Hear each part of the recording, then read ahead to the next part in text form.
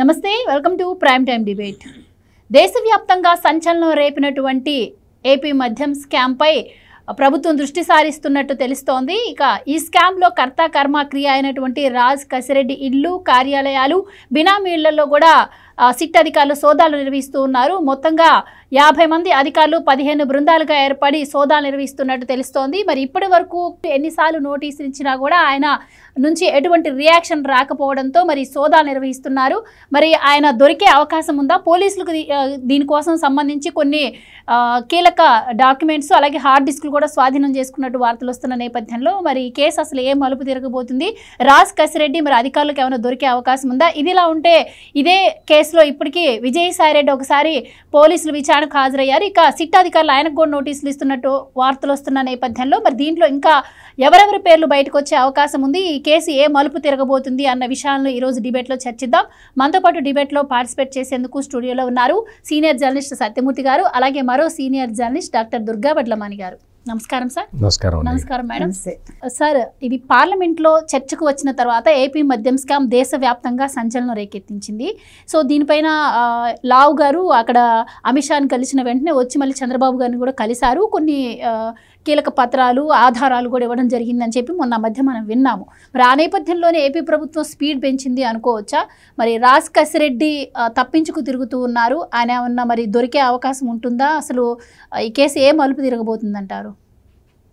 ఇది అంటే మామూలుగా నర్సరావుపేట పార్లమెంటు సభ్యుడు, తెలుగుదేశం పార్లమెంటరీ లోక్సభలో నాయకుడు లావు కృష్ణదేవరాయలు లోక్సభలో ప్రస్తావించిన తర్వాత దీని సీరియస్నెస్ దేశం మొత్తం తెలిసింది. దేశం మొత్తంలో అప్పటి వరకు ఢిల్లీ లిక్కర్ స్కామే పెద్దదే అనుకునేవాళ్ళు.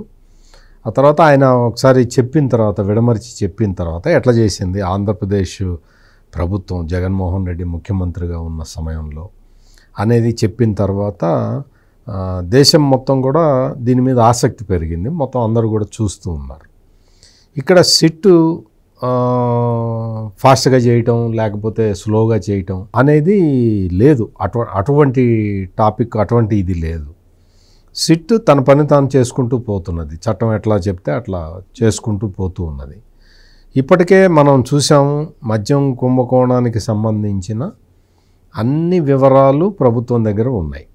చంద్రబాబు నాయుడు ప్రభుత్వం దగ్గర అన్ని వివరాలు ఉన్నాయి.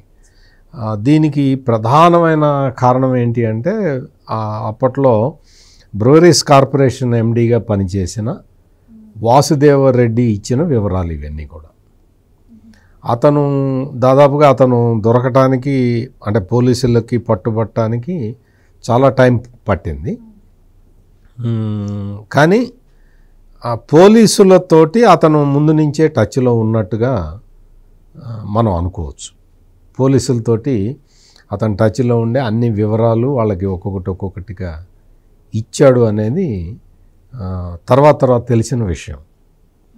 అతను ఇచ్చిన వివరాల ఆధారంగానే ఒక్కొక్క విషయం బయటకు వస్తూ ఉన్నది. అండ్ లాస్ట్గా ఆయన మాతృ సంస్థకు వెళ్ళిపోయే ముందు జడ్జి దగ్గర వాంగ్మూలం కూడా ఇచ్చారు అన్నారు. కానీ ఆ వాంగ్మూలం ఏంటి అనేది ఇప్పటివరకు బయటికి రాలేదు. కానీ ఆయన మాతృ సంస్థకు వెళ్ళిపోయారు అంటే ప్రభుత్వానికి అధికారులకు కావాల్సినటువంటి వాంగ్మూలాన్ని పాజిటివ్గా ఆయన ఇచ్చారు అని కూడా ఆ మధ్య చర్చలో వచ్చాయి సార్. అంటే ప్రభుత్వానికి పాజిటివ్ కాదు, ప్రభుత్వానికి పాజిటివ్గా ప్రభుత్వానికి నెగిటివ్ అని కాదు. ఆయన ఇచ్చింది ఏంటంటే 164 స్టేట్మెంట్ ఇచ్చాడు. 164 స్టేట్మెంటు లీగల్గా వ్యాలిడ్ డాక్యుమెంట్ అవుతుంది. న్యాయమూర్తి ముందర ఇచ్చాడు కాబట్టి అందులో ఈ కుంభకోణానికి సంబంధించి ఎవరెవరి పాత్ర ఎంత, ఎవరెవరు ఎంత సంపాదించారు, ఎవరెవరు డబ్బులు ఎటు నుంచి ఎటు వెళ్ళినాయి అనేది మొత్తం వాసుదేవరెడ్డి మొత్తం అన్ని వివరాలు చెప్పినట్టు. ఆ స్టేట్మెంట్లో ఏం చెప్పాడో మనకు తెలియదు. కానీ మామూలుగా అయితే పోలీస్ కేసు ముందరికి నడవటానికి ప్రధాన కారణం వాసుదేవరెడ్డి ఇచ్చిన సమాచారం, అంతవరకు అయితే చెప్పొచ్చు. 164 స్టేట్మెంట్లో ఏముంది అనేది మనం చెప్పలేము, దాన్ని చూడకుండా మనం చెప్పలేము. చాలామంది వ్యాపారులు ఏంటి అంటే మద్యం దానికి సంబంధించిన ప్రొడ్యూసర్స్, వాళ్ళే తయారీదారులు, వాళ్ళు 161 స్టేట్మెంట్లు ఇచ్చారు. అంటే పోలీసుల ముందర ఇచ్చిన వాంగ్మూలం. సో అవి కూడా వాటి సమాచారం కూడా వీళ్ళందరికీ తెలుసు. వీళ్ళందరికీ అంటే ఎవరికి? కసిరెడ్డి, అతని పేరు రాజశేఖర్ రెడ్డి, రాజ్ కసిరెడ్డి అంటారు. రాజ్ కసిరెడ్డికి వీళ్ళందరికీ కూడా తెలుసు. అందుకనే వాళ్ళు యాంటిసిపేటరీ బెయిల్కి వాటికి వీటికి ట్రై చేసుకుంటూ ఉన్నారు.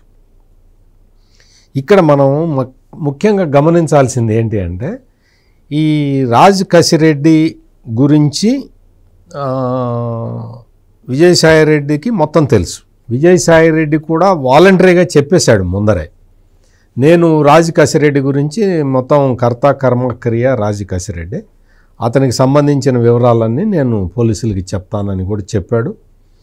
దానికి సంబంధించి ఇప్పుడు నోటీస్ కూడా ఇచ్చారు. అంటే నేను ఇక్కడ చెప్పే పాయింట్ అంటే, నేను ఇప్పటివరకు చెప్పిన సబ్జెక్ట్లో మీరు అండర్లైన్ చేసుకోవాల్సిన సబ్జెక్ట్ ఏంటి అంటే, ఆ రోజు ఎవరైతే ఈ నేరంలో పార్టిసిపేట్ చేశారో వాళ్ళే స్టేట్మెంట్లు ఇస్తూ ఉన్నారు అనేది మనం ఇప్పుడు అండర్లైన్ చేసుకోవాల్సిన పాయింట్. వాసుదేవరెడ్డి స్టేట్మెంట్ ఇచ్చాడు, ఆధారాలు ఇచ్చాడు, డబ్బులు ఎక్కడి నుంచి ఎక్కడికి పోయినాయో చెప్పాడు. విజయసాయిరెడ్డికి మళ్ళీ ఇప్పుడు నోటీస్ ఇచ్చారు, మళ్ళీ చెప్తాడు, ఆల్రెడీ చెప్పేశాడు రాజ్ కసిరెడ్డి మొత్తం చేశాడు అని. ఆ తర్వాత ఎటు నుంచి ఎటు పోయినాయి డబ్బులు, ఎక్కడి నుంచి ఎక్కడికి పోయినాయి అనేది కూడా క్లియర్ కట్గా ఆ రూట్ మ్యాప్ కూడా పోలీసులకి తెలిసిపోయింది. వీళ్ళు చెప్తే కదా తెలిసేది. ఇక్కడ రాజ్ కసిరెడ్డికి సంబంధించి అతను కొన్ని సినిమాలు తీశాడు, హైదరాబాదులో ఆస్తులు కొన్నాడు, బిజినెస్ల్లో పెట్టాడు, పెద్ద పెద్ద బిజినెస్ల్లో పెట్టాడు. దానికి సంబంధించిన ఆ డాక్యుమెంట్లన్నీ కూడా దొరికినాయి. నర్సరావుపేట ఎంపీ లావు కృష్ణదేవరాయలు లోక్సభలో చెప్పింది ఏంటి అంటే, ఇతను 4,000 కోట్ల రూపాయలు దుబాయ్కి పంపించాడు, బలానా కంపెనీలో పెట్టుబడులు పెట్టాడు అని చెప్పాడు. అది కూడా మనీ లాండరింగ్ కిందకు వస్తుంది అది. సో అందుకని ఇప్పుడు త్వరలో అంటే సిట్ వేగంగా కదిలితే ఓకే, వేగంగా కదలకపోతే ఎన్ఫోర్స్మెంట్ డైరెక్టరేట్ కూడా డైరెక్ట్ రంగంలో దిగటానికి అవకాశం కనపడుతూ ఉన్నది.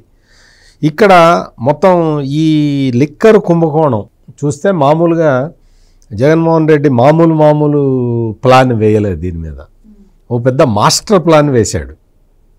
అప్పటి వరకు ప్రైవేటు డిపోలలో ప్రైవేట్ షాపుల ద్వారా అమ్మే లిక్కర్ని గవర్నమెంట్ తోటి డిపోలు పెట్టించి ఆ డిపోలలో తన మనుషుల్ని పెట్టుకొని క్యాషియర్లుగా ఆ డబ్బులన్నీ మొత్తం అంతా క్యాష్ కలెక్ట్ చేసి, only cash, no digital payment, ఆ డబ్బులన్నీ మళ్ళీ వచ్చి బ్రెవరీస్ కార్పొరేషన్కి వెళ్ళి అదే డబ్బులు మళ్ళీ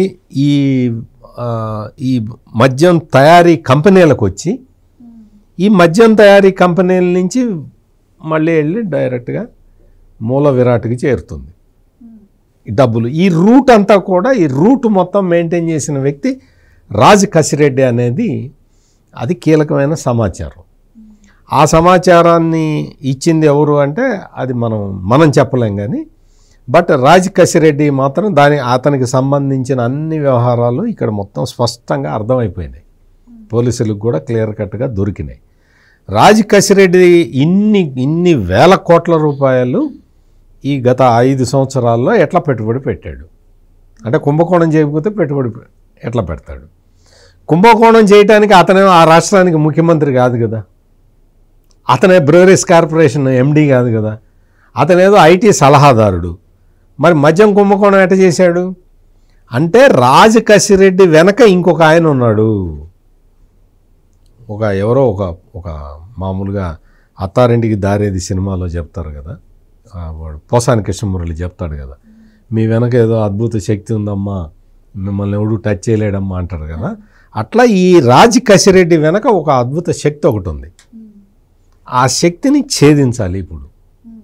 దానికి సంబంధించి ఎన్ఫోర్స్మెంట్ డైరెక్టరేట్ రంగంలో దిగితే, ఈ రాజ్ కసిరెడ్డి ఎక్కడున్నాడో పట్టుకుంటే, ఎవరో చెప్తున్నారు ఇతను ఇక్కడి నుంచి బయలుదేరి నేపాల్ మీదుగా వెళ్ళిపోయాడు, దేశం దాటి వెళ్ళిపోయాడు అనేది చెప్తూ ఉన్నారు. మరి అది అందులో ఎంతవరకు వాస్తవం ఉందో మనకు తెలియదు. రాజ్ కసిరెడ్డి అంటే అదృశ్యం కావటానికి అంతర్ధానం అయిపోయాడు. దాన్ని మామూలుగా దేవుడి సినిమాల్లో మనం చూస్తుంటాం కదా, ఎన్టీ రామారావు సినిమాల్లో దేవుడు టక్కన వచ్చేసి అదృశ్యం అయిపోతాడు. టక్కన ఠంగ్ అని సౌండ్ వచ్చి దేవుడు వెళ్ళిపోతాడు. అట్లా వెళ్ళిపోయాడు. అట్లా వెళ్ళిపోవటానికి ముందు లాస్ట్ కాల్ ఇతంది ఫోన్ ట్రాక్ చేస్తే హైదరాబాదులో జర్నలిస్ట్ కాలనీలో దొరికింది. లాస్ట్ ఆఖరి కాలు రాజ్ కసిరెడ్డి చేసింది హైదరాబాదులో జూబ్లీ హిల్స్లో జర్నలిస్ట్ కాలనీ నుంచి చేశాడు. ఆ జూబ్లీ హిల్స్ జర్నలిస్ట్ కాలనీలో కొంతమంది ప్రముఖులు ఉంటారు. వైఎస్ఆర్ కాంగ్రెస్ పార్టీకి వాటిని భుజాన మీద వేసుకొని చేసే వ్యక్తులు కొంతమంది ఉంటారు. మరి పోలీసులు చూడాలి, మరి ఇవన్నీ చూస్తారో లేదో నాకు తెలీదు. అవన్నీ చూస్తారని అనుకుంటున్నాను. చూడకపోతే కేసు ఒక కొలిక్కి రాదు. రేపు విజయసాయిరెడ్డి చెప్పే వివరాలని కూడా తీసుకున్న తర్వాత పోలీసులు మరింత ఫాస్ట్గా వెళ్తారని అనుకుంటూ ఉన్నాను. అయితే మేడం, ఈ మద్యం స్కామ్ ఏదైతే ఉందో దీన్ని ఛేదించడం పెద్ద సమస్య ఏమీ కాదు అన్నట్టుగానే ప్రజలు చర్చించుకుంటున్నారు. ఎందుకు అంటే అసలు విజయసాయిరెడ్డి ఎంక్వైరీకి విచారణకు వెళ్ళింది వేరే కేసు మీద అయితే ఆయన ఎవరు అడగకుండానే మీడియా ముందుకు వచ్చి మద్యం స్కామ్ గురించి మాట్లాడారు. రాజ్ కసిరెడ్డే కర్త కర్మక్రియ అని చెప్పారు. కానీ ఆయన ఎవరు అక్కడ ప్రశ్నించలేదు, ఆయనని చెప్పారు. సో మళ్ళీ కూడా ఆయన ఎప్పుడైతే చెప్పారో ఇప్పుడు మరి సిట్ దూకుడు పెంచి ఆయనకి నోటీసులు ఇవ్వడం కూడా జరిగింది. అండ్ ఇప్పుడు మళ్ళీ ఆయన విచారణకి వెళితే విజయసాయిరెడ్డి గారు మరికొంతమంది పేర్లు చెప్పే అవకాశం ఉందా? నెక్స్ట్ మరి ఇంకా ఎవరెవరికి నోటీసులు వెళ్ళే అవకాశం ఉంటుందంటారు? ఇప్పుడు ఎవరు అడగకుండానే ఆయన చెప్పారంటే అది కూడా ఒక టాక్టిక్సే కదా, ఊరికే చెప్పుండరు కదా. ఇప్పుడు ఆయన ఒక ఒప్పందం చేసుకుని ఆయన బయటకు వచ్చి ఉంటారు పార్టీలో నుంచి కదా, లేకపోతే ఎందుకు మాట్లాడతాడు? ఆయన పార్టీని వదిలేసి, ప్రాథమిక సభ్యత్వాన్ని వదిలేసి, రాజ్యసభ ఎంపీ సీట్కి సభ్యత్వానికి ఆయన రాజీనామా చేసేసి ఎందుకు వచ్చాడు? ఆయన ఏ పార్టీతోటో ఒప్పందం చేసుకున్నాడు. ఆయన ఆ ఒప్పందంలో భాగంగా ఆయన రాజ్ కసిరెడ్డి గురించి మాట్లాడాడు. ఇదేమి తెలియకుండా లేకపోతే అనాలోచితంగా మాట్లాడింది ఏం కాదు. ఒక ప్లాన్ ప్రకారం ఆయన ఒక లీక్ ఇచ్చాడు. ఎవరికి? ప్రెస్కి. దీని వెనకాల రాజ్ కసిరెడ్డే ఉన్నాడు అని. అంటే ఇక్కడ మీరు రెండు కోణాల్లో దీన్ని విశ్లేషించుకోవచ్చు. ఒకటి, జగన్మోహన్ రెడ్డిని తప్పించే ప్రయత్నమా, జగన్మోహన్ రెడ్డితో ఇంకా విజయసాయిరెడ్డి టచ్లో ఉన్నాడా, అందులో ఆ ప్లాన్లో భాగంగానే బయటకు వచ్చాడా, అది ఒక సందేహం వస్తుంది.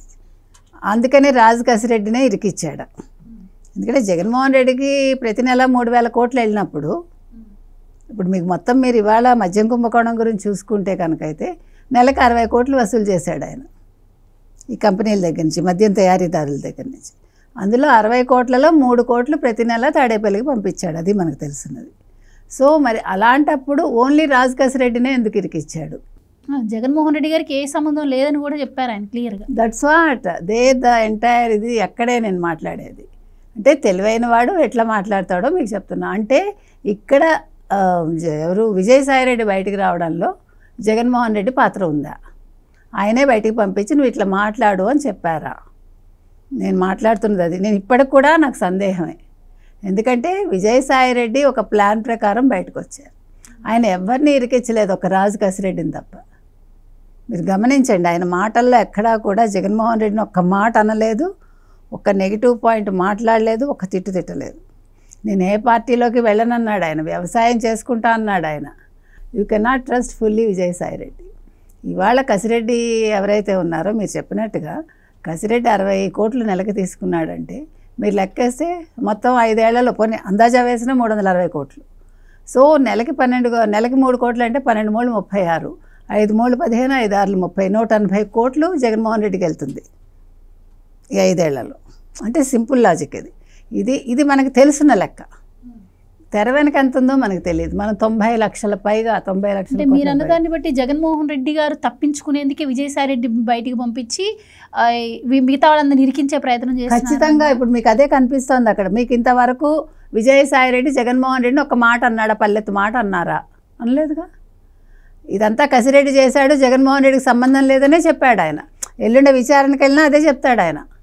వేరే కొత్త పేర్లు కూడా రావచ్చు కానీ జగన్మోహన్ రెడ్డి పేరు రాదు. కొన్ని బ్రావరేజెస్ దానిలో విజయసాయిరెడ్డి అల్లుడు గారు సంబంధించిన కొన్ని కంపెనీల పేర్లు కూడా వినిపించాయి. మరి ఆయన ఇరుక్కునే అవకాశం ఉంటుంది కదా. అక్కడ తప్పించుకుంటారండి. మీరు ఎందుకు కంగారు పడతారు? మొత్తం అన్ని కసిరెడ్డి మీదకి చేర్చి అక్కడ కూడా ప్లాన్ చేసుకోవచ్చు. మనకు తెలియదు. అదే నేను చెప్తున్నా, ఈ మాస్టర్ మైండ్ ఎట్లా వెళ్తుంది అనేది మనకి ఎల్లుండి ఇతను విచారణకు వెళ్ళాక మనకు వచ్చే సమాచారాన్ని బట్టి అల్లుడిని కూడా తప్పించుకుంటాడా. ఇప్పుడు ఆల్రెడీ మీకు అక్కడ సీపోర్ట్ విషయంలో అల్లుడిని తప్పించుకున్నాడుగా, డబ్బులు కట్టేసి. కేవీ రావు విషయంలో అలాగే చేస్తాడేమో, ఎవరికి తెలుసు. ఎనీథింగ్ మే హ్యాపెన్, ఎనీథింగ్ అంటే ఎవ్రీథింగ్ ఈజ్ పాసిబుల్ రెండు. కాబట్టి ఇవాళ మీరు విజయసాయిరెడ్డిని పూర్తిగా నమ్మక్కర్లేదు. Still I have a doubt. ఇప్పుడు కూడా అదే చెప్తున్నా మీకు. ఈ మొత్తం మద్యం కుంభకోణంలో మీరు చెప్పినట్టుగా ఇది ఢిల్లీ మద్యం కుంభకోణం ఎంతండి, 100 కోట్లు ఆఫ్టర్ ఆల్. ఇది లక్షల కోట్లు, ఇది 1,00,000 కోట్లు 90,000 కోట్లు విన్నాం మనం పైగా. కాబట్టి ఇవాళ బీజేపీ దీని మీద ఏ రకంగా స్పందిస్తుంది రేపొద్దున్న? జగన్మోహన్ రెడ్డి దగ్గర అసలు మీరు చెప్పినట్టుగా జగన్మోహన్ రెడ్డిని ఇరికించడానికి ఏమైనా అసలు అవకాశం ఉందా? అసలు ఆయన పట్టుబడతాడా? మీరు ఎంత తెలివి అంటే, ఇంతకంటే మాస్టర్ మైండ్. కానీ మనం సినిమాల్లో చూసినట్టుగా ఇప్పుడు ఈ మద్యం కుంభకోణం తీసుకున్నారంటే మనం చూస్తూ ఉంటాం చూడండి, పాత సినిమాల్లో ఇట్లా రూట్ మ్యాపుల్లాగా మ్యాప్లేసి చాలా అద్భుతంగా చేశారు. ఇది ఈ తెలివితేటలు వాళ్ళు ఏదైనా ఒక మంచి కంపెనీ పెట్టడానికో లేకపోతే ఇంటర్నేషనల్గా ఏదైనా చేసి ఉంటే చాలా బాగుండేది. అంతా అన్ని రకాలుగా ప్లాన్లు వేసి ఎక్కడి నుంచి ఎక్కడికి చూడండి మీరు. అంటే ఆ మైండ్ అనేది చాలా అద్భుతమైన మైండ్, అది నేను చెప్తున్నా. కానీ దాన్ని ఉపయోగించిన విధానం తప్పు. అంటే జగన్మోహన్ రెడ్డి మెదడా ఇదంతా? మాస్టర్ మైండ్ అతందా, లేకపోతే వెనకాల ఇంకెవరైనా ఉన్నారు? సో ఏ రకంగా చూసుకున్నా ఇవాళ ఈ మద్యం కుంభకోణం అనేది చిన్న విషయం కాదు. ఇప్పుడు ఇవాళ కసిరెడ్డి చూడండి అంటే దీంట్లో పెద్దిరెడ్డి మిథున్ రెడ్డి పేరు కూడా వినిపించింది. కానీ ఎందుకు ఆయనకి ఇప్పటి వరకు నోటీసులు ఇవ్వలేదు? ఎందుకు ఇవ్వలేదు అదే నేను అడుగుతున్నా. ఎల్లుండి మీకు అన్నీ బయటకు వస్తాయి. ఇప్పుడు ఒక్కసారి విజయసాయిరెడ్డి విచారణకు వెళ్తే కానీ మన ప్రశ్నలకు వేటికి సమాధానాలు పూర్తిగా రావు. ఇప్పుడు మిథున్ రెడ్డిని కూడా తప్పిస్తారా? మీకు అర్థమైందా? మిథున్ రెడ్డి తప్పుకుంటాడా? అసలు జగన్మోహన్ రెడ్డి చేతికి మట్టి అంటకుండా ఎలా చేసుకున్నాడు? నెలకి 3,000 కోట్లు వెళ్తే ఇవి ఎక్కడికి వెళ్ళాయి? ఈ 4,000 కోట్లు ఏదైతే దుబాయ్కి వెళ్ళిందో ఇది కసిరెడ్డి ఎవరికి ఇచ్చాడు, ఎందుకు ఇచ్చాడు? ఇప్పుడు కసిరెడ్డి అత్తగారు ఇంటికి కూడా సోదాలు వెళ్ళాయి. తర్వాత కసిరెడ్డి భార్య ఆర్ఐటీ హాస్పిటల్స్కి ఆవిడ డైరెక్టర్ట. అసలు ఆర్ఐటీ హాస్పిటల్స్ ఎవరిది? ఇంత డబ్బులు ఎక్కడి నుంచి వచ్చాయి? ఒక ఐటీ సలహాదారుగా ఉండే వ్యక్తి దగ్గర ఇంత మనీ ఎలా వచ్చింది? సినిమాల్లో పెట్టుబడులు ఎలా పెట్టాడు? ఇప్పుడు మొత్తం మీకు తీగలాగితే మొత్తం అంతా డొంక కదులుతోంది. ఇప్పుడు ఒక 15 మందిని విచారించారు వాళ్ళు. ఎక్కడెక్కడ చూసుకోండి, రాయదుర్గం దగ్గర ఏదో శ్రీశ్రీ అపార్ట్మెంట్స్, ఇంకెక్కడో మొత్తం 15 చోట్ల వాళ్ళు వెతికారు. తర్వాత ఇతనికి చాలా క్లోజ్ ఫ్రెండ్ని కూడా వెతికారు వాళ్ళు, అంటే వాళ్ళ ఇంట్లో కూడా. అంటే ఇప్పుడు ఇందాక సత్యమూర్తి గారు చెప్పినట్టు ఈ మొత్తం ఆపరేషన్లో ఇప్పుడు ఈ జర్నలిస్ట్ కాలనీలో ఏ జర్నలిస్ట్ ఇంట్లో కసిరెడ్డి రాజశేఖర్ రెడ్డి ఎక్కడున్నాడో తేలాలి. ఆ జర్నలిస్ట్ ఎవరు? మరి జర్నలిస్టులకు నోటీసులు ఇస్తారా మీరు? ఇప్పుడు డ్రోన్తో ఒక పిల్లాడు ఎక్కడ తప్పిపోయాడో ఇంటి వెనకాలే బురదలో కూరుకుపోయిన పిల్లాడిని పట్టుకున్నారు డ్రోన్ సాయంతో. ఇవాళ ఒక న్యూస్ వచ్చింది మరి ఒక ఇన్ని డ్రోన్స్ పెట్టుకుని మనం ఒక దొంగను పట్టుకోలేమా? ఇన్ని డ్రోన్స్ పెట్టుకుని ఒక మద్యం కుంభకోణం చేసిన వాడిని పట్టుకోలేమా? ఒక పిల్లాడిని ఇంటి వెనకాల బురదలో కూరుకుపోయిన పిల్లాడిని ఇవాళ ఒక డ్రోన్ కనిపెట్టింది తెలుసా? మరి ఇంత పెద్ద దొంగల్ని మనం ఎందుకు పట్టుకోలేకపోతున్నాం? ఎక్కడ వైఫల్యం? ఇది పోలీసుల్లో ఉందా? ఇంకా పోలీసులు కొమ్మ కాస్తున్నారా? ఈడీ ఉందా? అంటే సిట్ వాళ్ళు ఏం చేస్తారు? సిట్ అంత సీరియస్గా పనిచేస్తుందా? ఇందాక వాళ్ళు చెప్పండి ఈడీని వేస్తారు. ఈడీ వస్తుందా రంగంలోకి? అసలు వీళ్ళందరూ సజావుగా చేస్తారా? లేదా వీళ్ళందరిపైన ఎవరైనా అథారిటీ ఉందా? వీళ్ళని కంట్రోల్ చేస్తుందా? ఇన్ని ప్రశ్నలు మనకి ఈ కేసులో కనిపిస్తున్నాయి. 10 నెలలైంది ఈ ప్రభుత్వం వచ్చి, ఇంతవరకు ఒక అడుగు కూడా ముందుకు పడలా, ఒక అరెస్ట్ జరగల. 3 సార్లు సిట్టు పిలిస్తే మీ చట్టబద్ధత ఏంటని అడిగి కేసేసాడు ఎవరు? కసిరెడ్డి. అంటే కసిరెడ్డి వెనకాల రోజుకి లక్షలు ఖర్చు పెట్టే లాయర్స్ ఉన్నారంటే అంత జగన్మోహన్ రెడ్డి ఉన్నట్టేగా. ఇవాళ ఒక పొన్నవాళ్ళు ఉన్నాడు, పొన్నవాళ్ళు వెనకాల ఉన్న 100 మంది లాయర్లు ఉన్నారు, జగన్మోహన్ రెడ్డి ఉన్నాడు. అది అడిగాక హైకోర్టు ఇవాళ చెప్పింది లేదు చట్టబద్ధత ఉంది, నువ్వు వెళ్లాల్సిందే సిట్టు విచారణ కంటే కూడా. దాంకున్నాడా? కిడ్నాప్ చేశారా? దాచారా? ఇన్ని ప్రశ్నలు మీకు. ఇవాళ కసిరెడ్డిని ఎందుకు దాచారు అంటే మొత్తం బయటకు వస్తుంది. కసిరెడ్డిని పట్టుకుంటే అసలు సూత్రధారి బయటకు వస్తాడు. కాబట్టి కసిరెడ్డి అసలు ప్రాణాలతో ఉన్నాడా? ఇదో డౌట్. ప్రాణాలతో ఉంచుతారా ఒకవేళ ప్రాణాలతో ఉంటే? ఇవన్నీ మనకి తేలాలంటే ఎల్లుండ విజయసాయిరెడ్డి గారు ఏమి విచారణలో వెల్లడిస్తారో చూశాక మనం మళ్ళీ మాట్లాడుకుందాం.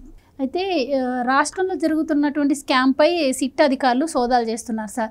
మరి ఇదే కేసులో సునీల్ రెడ్డి అనే వ్యక్తి 1,000 కోట్లు దేశాలు దాటించారు మనీ అని చెప్పి లావు గారు చెప్పడం జరిగింది. మరి ఇంకా ఈ కేసులో ఎప్పుడు అమిత్ షా దగ్గరకు కూడా వివరాలన్నీ వెళ్ళిన నేపథ్యంలో ఈడీ సిబిఐ ఎంటర్ అవ్వచ్చు అంటారా? ఐ థింక్ ఎంత టైం పట్టొచ్చు అంటారు? ఖచ్చితంగా అవుతారు. ఇప్పుడు ఎన్ఫోర్స్మెంట్ డైరెక్టరేట్ వాళ్ళు కూడా అంత ఆషామాషిగా వచ్చేసి ఎవరో ఎలిగేషన్ చేసినంత మాత్రాన వాళ్ళు కూడా రారు.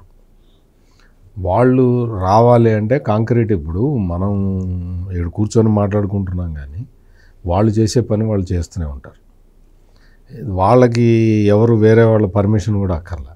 వచ్చి విజయసాయి రెడ్డి వచ్చి పర్మిషన్ ఇస్తే తప్ప ఎన్ఫోర్స్మెంట్ డైరెక్టరేట్ రావటం అటువంటివి ఉండవు.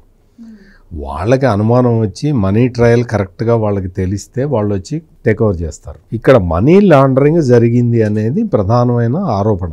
లావు కృష్ణదేవరాయలు ఎంపీ చేసిన ప్రధానమైన ఆరోపణ ఏంటంటే మనీ లాండరింగ్ జరిగింది. మనీ లాండరింగ్ జరగాలి అంటే ఆ మనీ ఎక్కడొక్కడ సృష్టించబడాలి కదా. అది మద్యం కుంభకోణం. ఈ మద్యం కుంభకోణం ఎలా జరిగింది? ఇక్కడ 2 పార్ట్లు ఉంటాయి. ఒకటి ఏంటంటే మద్యం కుంభకోణం ఎలా జరిగింది అనేది, రెండోది ఆ మద్యం కుంభకోణం నుంచి వచ్చిన డబ్బుల్ని ఎటు రూట్ అవుట్ చేశారు అనేది. ఈ 2 ప్రధానమైన అంశాలు. ఇప్పుడు మద్యం కుంభకోణం ఎట్లా జరిగింది అనేది కాదు ఎన్ఫోర్స్మెంట్ డైరెక్టరేట్. ఈ మనీ లాండరింగ్ మీద ఎన్ఫోర్స్మెంట్ డైరెక్టరేట్ డైరెక్ట్ యాక్షన్ తీసుకోవచ్చు. సిట్ ఏంటి, ఈ కుంభకోణం ఎట్లా జరిగిందని చెప్పాలి ముందర. ఈ కుంభకోణం అసలు ఎట్లా జరిగింది అనేది ప్రూవ్ చేయాలి. ఇక్కడ మొత్తం ఎట్లా ఉన్నది అంటే, రాష్ట్ర ప్రభుత్వంలో అధికారంలో ఉన్నప్పుడు జగన్మోహన్ రెడ్డి ఏది ఆధారాలు లేకుండా మొత్తం అన్నీ జాగ్రత్తగా చక్కబెట్టుకున్నాడు అనేది ఇప్పుడు ఈ ఒక్క కేసే కాదు, మనం ఏ కేసు చూసినా అదే. అంటే జగన్మోహన్ రెడ్డి ప్రత్యక్షంగా పరోక్షంగా ఎట్లా ఏ విధంగా తన మనుషులు అసలు ఏ కేసు చూసినా కానీ ఆ కేసులో కొన్ని కొత్త విషయాలు వస్తుంటాయి బయటికి. అంటే అప్పటి వరకు పోలీసులు పరిశోధనలో ఎక్కడ తేలని విషయాలు, ఎక్కడ ఇప్పటి వరకు అసలు ఈ మొత్తం ఐపీసీ వచ్చిన తర్వాత పెట్టిన సెక్షన్లు అన్నిటిలో వాటికి కూడా దొరకని నేరాలు, ఇటువంటి నేరాలన్నీ జరుగుతూ ఉన్నాయి. అంతకు ముందర ఉన్న పరిస్థితి మనం చూసాం. ఆ తర్వాత ఆయన అధికారంలోకి వచ్చినప్పుడు పరిస్థితి చూసాం. ఇప్పుడు మామూలుగా ఉన్నప్పుడే అన్ని పనులు చేస్తే అధికారంలో ఉన్నప్పుడు ఎన్ని పనులు చేసి ఉంటాడు? అందుకని ఇక్కడ ఏంటి అంటే ఈ ఒక్కొక్క కేసుని ఛేదించటం, పట్టుకోవటం, వాళ్ళని న్యాయస్థానం వరకు తీసుకురావటం అనేది చాలా పెద్ద టాస్క్. ఆ టాస్క్ని ఫుల్ఫిల్ చేయటంలో సిట్ మెయిన్గా ఏంటి అంటే, ఇప్పుడు పెద్దిరెడ్డి మిథున్ రెడ్డి ఉన్నాడు. పెద్దిరెడ్డి మిథున్ రెడ్డి పేరు ఎఫ్ఐఆర్లో కూడా లేదయా, నీ పేరు లేదయా, నీకెందుకు యాంటిసిపేటరీ బెయిల్ అంటే వినకుండా సుప్రీంకోర్టు దాకా వెళ్ళి యాంటిసిపేటరీ బెయిల్ తెచ్చుకున్నాడు. ఇప్పుడు ఎస్పీవై ఆగ్రో అని ఒక సంస్థ ఉన్నది, డిస్టిలరీ. దాని నుంచి విజయసాయి రెడ్డి అల్లుడు ఉన్నది ఆదాన్ డిస్టిలరీస్. ఈ రెండింటి నుంచి దాదాపుగా 90% మద్యాన్ని ఈ 2 డిస్టిలరీస్ నుంచే కొనుగోలు చేశారు అనేది ఎలిగేషను. అది చెప్పింది ఎవరు? వాసుదేవరెడ్డి చెప్పాడు. వాసుదేవరెడ్డి చెప్పిన తర్వాతే ఈ విషయం బయటకు వచ్చింది. ఇప్పుడు లావు కృష్ణదేవరాయలు పార్లమెంట్లో చెప్పిన తర్వాత సునీల్ రెడ్డి పేరు వచ్చింది. విజయసాయి రెడ్డి చెప్పిన తర్వాత రాజకేశ్వరరెడ్డి పేరు వచ్చింది. అంటే మీరు లింక్ చేసుకోండి. అంటే వీటన్నిటినీ కూడా మనం లింక్ చేసుకోవడానికే ఇంత టైం పడితే ఈ లింక్కి సంబంధించిన ఆధారాలు సేకరించడానికి ఎంత టైం పడుతుంది? చాలా టైం పట్టడానికి అవకాశం ఉంది. మామూలుగా ఇదేదో ఒక మర్డర్ కేసు అనుకోండి. అఫ్కోర్స్ వివేకానంద రెడ్డి మర్డర్ కేసుని సాల్వ్ చేయడం కూడా సాధ్యం కాలేదు. మామూలు మనిషి ఒక మర్డర్ చేస్తే దాన్ని పట్టుకోవడం సులభం. బాగా డబ్బులున్నాడో ఒక మర్డర్ చేస్తే దాన్ని పట్టుకోవడం కొంచెం కష్టం అవుతుంది. బాగా డబ్బులతో పాటు రాజ్యాధికారం కూడా చేతిలో ఉన్న వ్యక్తి మర్డర్ చేస్తే దాన్ని పట్టుకోవడం అసలు ఇంపాసిబుల్, దాదాపుగా ఇంపాసిబుల్. అర్థమైందిగా నేను చెప్పింది? మామూలు ఎవడన్నా సామాన్యుడు మర్డర్ చేస్తే మామూలు పోలీస్ కుక్కలు వదిలితే పట్టుకుంటాయి, అయిపోయా, కేసు సాల్వ్, వాడిని వేసేస్తారు జైల్లో. మరి అంత సింపుల్గా ఒక డబ్బులున్నవాడిని పట్టుకోరే, అంత సింపుల్గా డబ్బులు అధికారం ఉన్నవాడిని పట్టుకోలేరుగా. అదే ఇక్కడ జరుగుతున్నది. ఇక్కడ జరుగుతున్న నేరం దీన్ని వ్యవస్థీకృత నేరం అంటారు. ఆర్గనైజ్డ్ క్రైమ్ అంటారు. ఈ ఆర్గనైజ్డ్ క్రైమ్ని ఎట పట్టుకోవాలి? అదే ఇప్పుడు ప్రధానమైన సవాల్. ఆ సవాల్ని ఎట చేయాలి ఏంటి అనేది ఇప్పుడు మొత్తం జరుగుతూ ఉన్నది. కాకపోతే ఏంటంటే సహజ న్యాయ సూత్రాల ప్రకారం వాటాల్లో తేడాలు వచ్చినోడు, లేదు రెడ్ హ్యాండెడ్గా దొరికినోడు, ఈ 2 కేటగిరీల వాళ్ళు బయటకు వచ్చి చెప్తూ ఉన్నారు. కాబట్టి ఈ కేసు కొంచెం ముందరికి వెళ్తూ ఉన్నది. ఇంకా ముందరికి వెళ్ళాలి, చాలా ఫాస్ట్గా వెళ్ళాలి, ఇంకా ఎక్కువ సమయం లేదు అన్న భావనతోటి ముందరికి ప్రొసీడ్ కావాలి. లేకపోతే ఓ సినిమా రాజ్ కసిరెడ్డి ఉన్నాడు, ఏదో సినిమా తీశాడు ఈ డబ్బులు కొటేసిన డబ్బులతోటి. ఆ సినిమా ఫ్లాప్ అయింది, లాస్ వచ్చేస్తుందిగా, మొత్తం పెట్టిన డబ్బులన్నీ పోతాయిగా. అప్పుడు నువ్వు దర్యాప్తు చేసి మాత్రం ప్రయోజనమే ఉంటుంది. ఇట్లా చాలా వ్యాపారాలు ఉన్నాయి. ఇందాక కనకదుర్గ గారు ఏదో హాస్పిటల్లో పెట్టారన్నాడు. ఆ హాస్పిటల్కి ఏదన్నా చిన్న అగ్ని ప్రమాదం జరిగిందనుకో, అవుట్ అయిపోయి మొత్తం అమౌంట్ అంతా పోతుంది, లాస్ వచ్చేస్తుంది. అందుకని పెట్టుబడులు ఎక్కడికి వెళ్ళినాయో క్లియర్ కట్గా లావు కృష్ణదేవరాయలు చెప్పాడు. లావు కృష్ణదేవరాయలు చెప్పటమే కాదు, వాసుదేవరెడ్డి దగ్గర కూడా బాగా టన్నుల బంగారం దొరికింది. ఆయన వాసుదేవరెడ్డి వరంగల్కి సంబంధించిన వ్యక్తి. అక్కడ వాళ్ళ మామగారు ఈస్ట్ గోదావరి జిల్లాట. మొత్తం అక్కడ ఆస్తులు కొన్నాడని కూడా మొత్తం అన్నీ తెలిసినాయి, అన్నీ బయటకు వచ్చినవే ఇవన్నీ. మారాక ఆయన ఫైల్స్ మాయం చేసే క్రమంలో దొరకడం వల్లే ఈ స్కామ్ బయటకు వచ్చింది. ఎగ్జాక్ట్లీ. అందుకని ఇవేంటి అంటే కొన్ని వాటాల్లో తేడాలు వచ్చిన మనుషులు బయటకు వచ్చి చెప్తూ ఉన్నారు. కొంతమంది ఏమో మేము దొరికాం కదా వాడిని కూడా పట్టిద్దామని వచ్చిన వాళ్ళు కొంతమంది ఉన్నారు.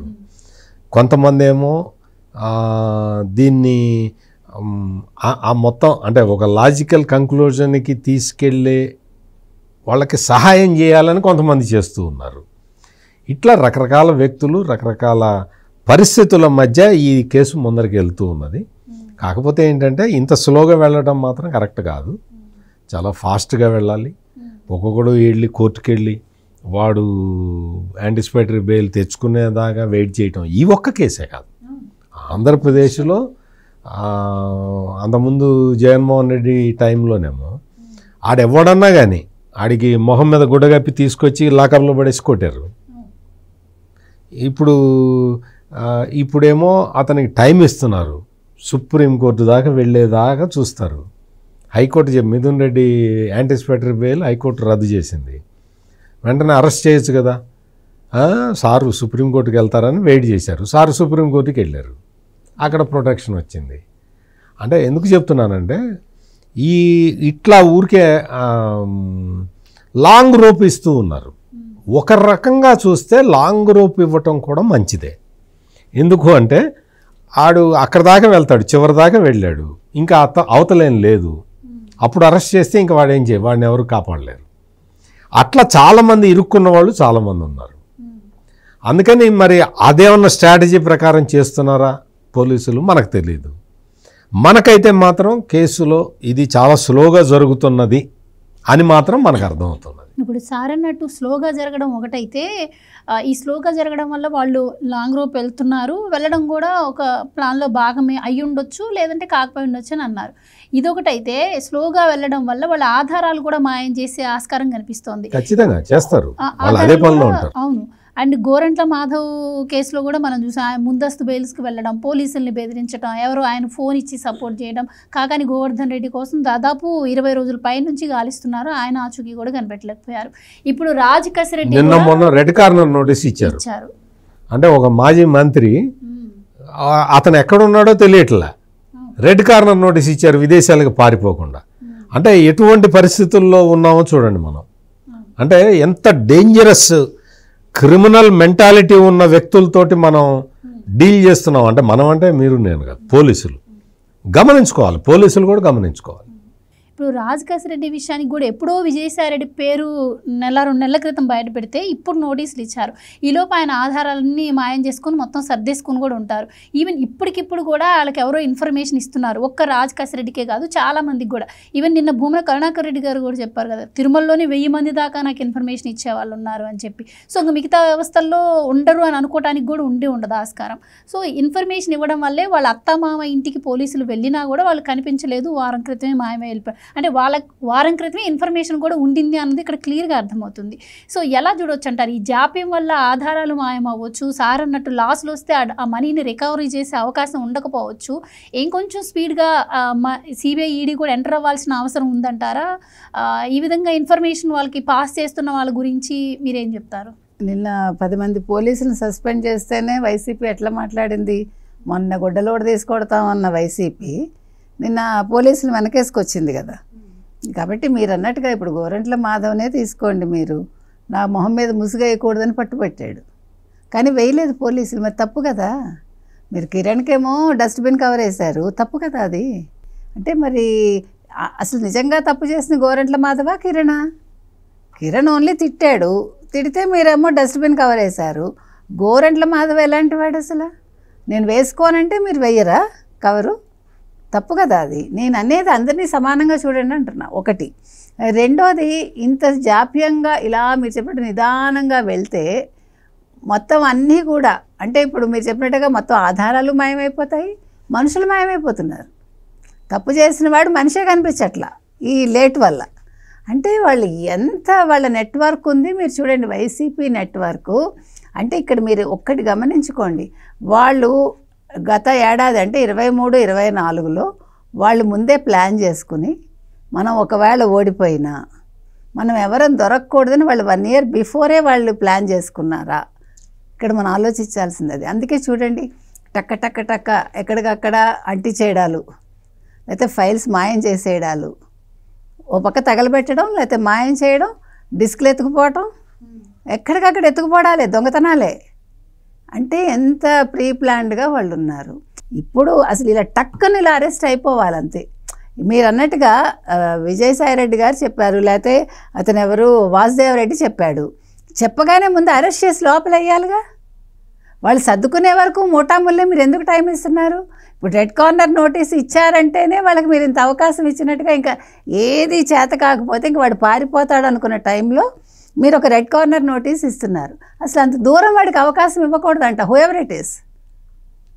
అది ఇవ్వకుండా మీరు ఫస్ట్లోనే ఇలాగా వీళ్ళ నోట్లోంచి ఇలా మాట రాగానే వాళ్ళు ఊహించినట్టుగా, అంటే మెరుపు వేగంతో మీరు వాళ్ళని అరెస్ట్ చేసేసాక మీరు తర్వాత ఏమైనా చేస్తుంటే ఈరోజు అసలు ఇంత దూరం రాదు.